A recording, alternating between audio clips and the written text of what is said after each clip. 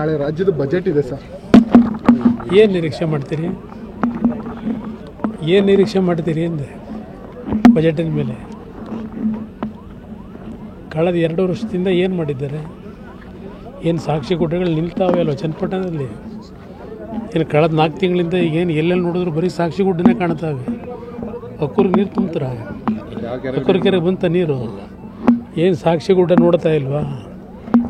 ಈ ಸರ್ಕಾರದ ಬಗ್ಗೆ ಚರ್ಚೆ ಮಾಡೋದ್ರಲ್ಲಿ ಅರ್ಥವೇ ಇಲ್ಲ. ಈ ಸರ್ಕಾರದಿಂದ ನೀವೇನು ನಿರೀಕ್ಷೆ ಮಾಡೋಕ್ಕೂ ಇಲ್ಲ.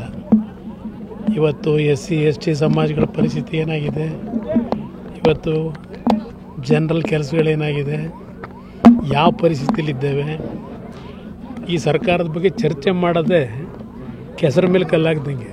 ಚನ್ನಪಟ್ಟಣಕ್ಕೆ ನಿಮ್ಮ ಕೊಡುಗೆ ಏನು ಅನ್ನೋದನ್ನ ಇಲ್ಲಪ್ಪ, ನಾನು ಪ್ರಶ್ನೆ ಬೇಡ ಬಿಡಿ. ನಾನು ಏನು ಕೆಲಸ ಮಾಡಬೇಕು ನಾನು ಆತ್ಮಸಾಕ್ಷಿಗೆ ಮಾಡಿದ್ದೀನಿ, ಅವ್ರನ್ನ ತೃಪ್ತಿಪಡಿಸೋಕೆ ಮಾಡಿದ್ದೀನ? ನನ್ನ ಆತ್ಮಸಾಕ್ಷಿ ಕೆಲಸ ಮಾಡಿದ್ದೀನಿ.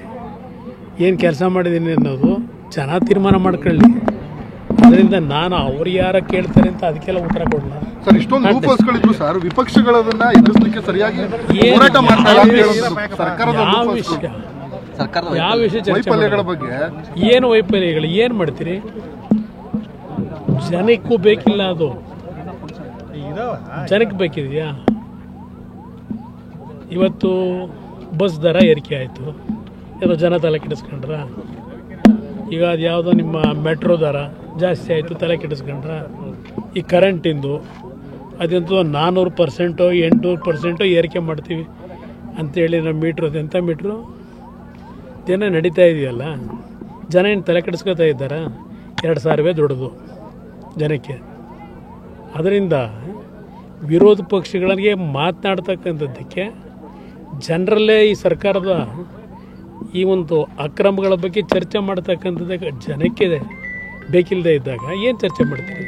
ಜನಗಳಿಗೆ ಅರ್ಥ ಆಗ್ತಿಲ್ವಾ ಸರ್? ಈ ಗೊತ್ತಿಲ್ಲಪ್ಪ, ನನಗೆ ಗೊತ್ತಿಲ್ಲ. ಜನ ಎಲ್ಲ ನೆಮ್ಮದಿಯಿಂದ ಇರಬೇಕಲ್ಲ. ಎಲ್ಲ ಜನ ಸಂಪೂರ್ಣವಾಗಿ ಇವತ್ತು ಆರ್ಥಿಕವಾಗಿ ಸದೃಢವಾಗಿ ಈ ಸರ್ಕಾರದಲ್ಲಿ ಕಳೆದ 2 ವರ್ಷದ ಅವರ ಗ್ಯಾರಂಟಿ ಕಾರ್ಯಕ್ರಮದಿಂದ ಸಂತೃಪ್ತಿಯಿಂದ ಇರಬೇಕಲ್ವೇ?